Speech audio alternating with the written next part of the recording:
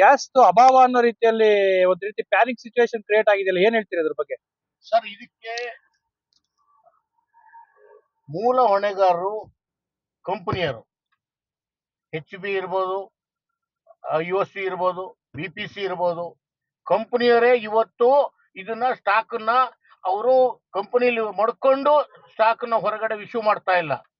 ಮತ್ತೆ ಇದಕ್ಕೆ ಮೂಲ ಕಾರಣದಲ್ಲಿ ಇನ್ನೊಂದಾಗುತ್ತೆ, ಏಜೆನ್ಸಿಯರು ಸರಿಯಾಗಿ ಕಂಪನಿ ಮೂಲಕ ವ್ಯವಹಾರೀಕರಣ ಮಾಡಿದ್ರೆ ಇಷ್ಟು ಮೋಸ ಹೋಗ್ತಿರ್ಲಿಲ್ಲ. ಅವರು ಕಂಪನಿಗೆ ಮೋಸ ಮಾಡ್ಕೊಂಡ್ ಬಂದರೆ ಏಜೆನ್ಸಿಗಳು, ಎಲ್ಲ ಏಜೆನ್ಸಿ, ಇಂಡಿಯನ್ ಏಜೆನ್ಸಿ ಇರ್ಬೋದು, BBC ಇರ್ಬೋದು, ಭಾರತ್ ಇರ್ಬೋದು, HB ಇರ್ಬೋದು. ಇವತ್ತು ಏನಾಗಿದೆ ಅಂದ್ರೆ ಇದನ್ನೆಲ್ಲ ಬ್ಲ್ಯಾಕ್ ಮಾಡ್ಕೊಂಡು ತಿಂತಾ ಇದ್ರು. ಸಿಲಿಂಡರ್ಗಳು ಮಾಫಿಯಾ, ಆಯಿಲ್ ಮಾಫಿಯಾ ಅಂತ ಹೇಳ್ತಾರಲ್ಲ, ಅದೇ ತರದಲ್ಲಿ ಗ್ಯಾಸ್ ಮಾಫಿಯಾ ನಡೀತಾ ಇತ್ತು. ಈ ಪ್ರೈವೇಟ್ ಸಿಲಿಂಡರ್ಗೆ ಈ ಸಿಲಿಂಡರ್ ತಗೊಂಡೋಗಿ ತುಂಬಿಕೊಂಡು ಅವ್ರು ವ್ಯಾಪಾರ ಮಾಡೋ ತರದಲ್ಲಿ ಕೊಡ್ತಾ ಇದ್ರು. ಈಗ ಸರ್ಕಾರ ಸ್ಟ್ರಿಕ್ಟ್ ಮಾಡಿದೆ. ಸರ್ಕಾರ ಅಂತೆಲ್ಲ ಕಂಪನಿಯವರೇ ಮಾಡಿದ್ದಾರೆ. ನೋಡಿ, ಇವತ್ತು ನಿಮಗೊಂದು ಮಾತು ಹೇಳ್ತೀನಿ, ಬುಕ್ಕಿಂಗ್ ಮಾಡೋ ನಂಬರ್ನ ಬಂದ್ ಮಾಡಿದ್ದಾರೆ ಕಂಪನಿಯವರು. ಅವರು ಬೇರೆ ನಂಬರ್ ಅಲ್ಲಿ ಬುಕ್ಕಿಂಗ್ ಮಾಡಂಗಿಲ್ಲ. ಅವ್ರು ಕೊಟ್ಟಿರೋ ನಂಬರ್ ಅಲ್ಲಿ ಬುಕ್ಕಿಂಗ್ ಮಾಡೋಕ್ಕೂ ನಮ್ಮದು ರಿಜಿಸ್ಟರ್ ಆಗಿರುತ್ತೆ, ನಮ್ಮ ಕನ್ಸ್ಯೂಮರ್ ನಂಬರು. ಅದನ್ನ ಹೊಡೆದ ತಕ್ಷಣ ಅದು ಬರ್ತಿತ್ತು, ಈಗ ಬರ್ತಾ ಇಲ್ಲ. ಕಂಪನಿಯವನು ಆ ನಂಬರ್ನು ನಾಟ್ ರೀಚಬಲ್ ಮಾಡಿ ಇಟ್ಟಿದ್ದಾನೆ. ಇದು ಕಾರಣ ಯಾರು?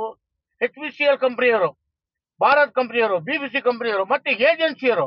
ಮೂಲ ಏಜೆನ್ಸಿಯರು ಇದನ್ನ ಬ್ಲ್ಯಾಕ್ ಮಾಡ್ಕೊಂಡು ಎಲ್ಲ ಓನರ್ಗಳು ಇವತ್ತೇನಾದ್ರು ಇಷ್ಟು ಮಟ್ಟದಲ್ಲಿ ಎಲ್ಲಿ ಕಡೆಗೂ ಎಲ್ಲ ಹೋಟ್ಲು ರೆಸಾರ್ಟ್ ಮತ್ತೊಂದು ಮುಗ್ದಕ್ಕೆಲ್ಲ ಕೊಡ್ತಾ ಇದ್ದಿದ್ದೆ ಹೋಟ್ಲವರು, ಸಾರಿ ಏಜೆನ್ಸಿಯವರು.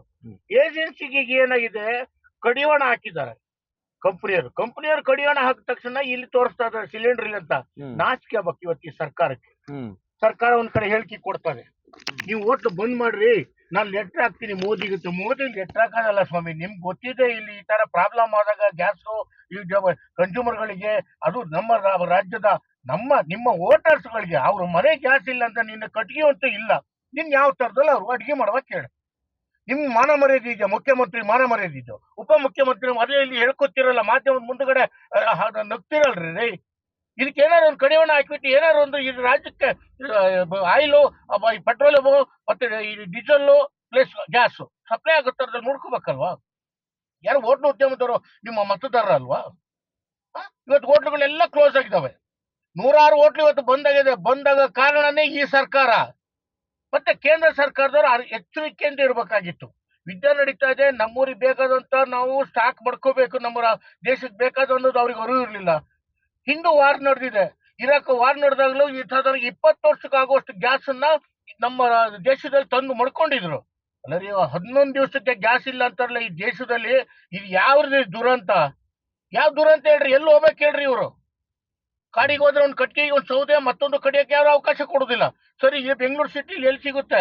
ಅದೇನೋ ಬರಣಿ ತೊಟ್ಟರು ಮೊದ್ಲು ಸಗಣಿದು, ಅದು ಇವತ್ತಿಲ್ಲ, ಅದು ರದ್ದಾಗಿ ಹೋಗಿದೆ. ಏನ್ ಆಗ್ಬೇಕು ಹೇಳ್ರಿ? ಕಾರಣನೇ ಈ ರಾಜ್ಯ ಸರ್ಕಾರ. ಆಯ್ತಾ? ಮುಖ್ಯಮಂತ್ರಿಯರು ಎಲ್ಲೋಗಿ ಭಾಷಣ ಮಾಡಿ ಎಲ್ಲೋಗಿ ಏನೋ ಹೇಳುದಲ್ಲ, ಇವತ್ತು ಜನರ ಬಗ್ಗೆ ಚಿಂತನೆ ಮಾಡ್ಲಿ. ಮುಖ್ಯಮಂತ್ರಿ ಇರ್ಬೋದು, ಉಪಮುಖ್ಯಮಂತ್ರಿ, ಸಂಬಂಧಪಟ್ಟ ಎಲ್ಲ ಮಂತ್ರಿಮಂಡಲರು ಎಲ್ಲೆಲ್ಲೋ ರೆಸಾರ್ಟ್, ಬಾಂಬೆ, ಡೆಲ್ಲಿ, ದುಬೈ ಈ ತರ ಹೋಗಿ ಫಾರಿನ್ ಹೋಗ್ತಾರೆ. ಅದು ಮುಖ್ಯ ಅಲ್ಲ ಸ್ವಾಮಿ. ಒಟ್ಟು ರಾಜ್ಯ ಕಾಪಾಡಿ, ನಾಡು ಕಾಪಾಡಿ. ಇವತ್ತು ರಾಜ್ಯ ಉಳಿದ್ರೆ, ನಮ್ಮ ಜನಪ್ರತಿನಿಧಿಗಳು ಉಳಿದ್ರೆ ನಾವು ಉಳಿದು, ಇಲ್ಲ ಅಂದ್ರೆ ಕಷ್ಟ ಆಗುತ್ತೆ. ಸರಿ, ನೀವು ಎಲೆಕ್ಷನ್ ನಲ್ಲಿ ನಿಮಗೆ ಪಾಠ ಕಲಿಸುವಂತ ಕೆಲಸ ಬರ್ತದೆ. BJP ಆಗಿರ್ಲಿ, JDS ಆಗಿರ್ಲಿ, ನಾನು ಹೇಳೋದಕ್ಕೆ ಎಲ್ಲ ಒಗ್ಗೂಡಿಸಿ ನಮ್ಮ ರಾಜ್ಯಕ್ಕೆ ಯಾವುದೇ ತರದ ಕೊರತೆ ಬರಬಾರ್ದು. ಗ್ಯಾಸ್